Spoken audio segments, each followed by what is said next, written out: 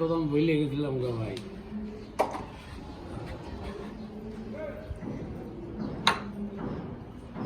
আচ্ছা আমার মনে আছে আমি আসতেছি ঘন্টা 1-1.5 ঘন্টা পর আসতেছি। আচ্ছা ঠিক আছে, আচ্ছা আচ্ছা ঠিক আছে, আমার মনে ছিল না।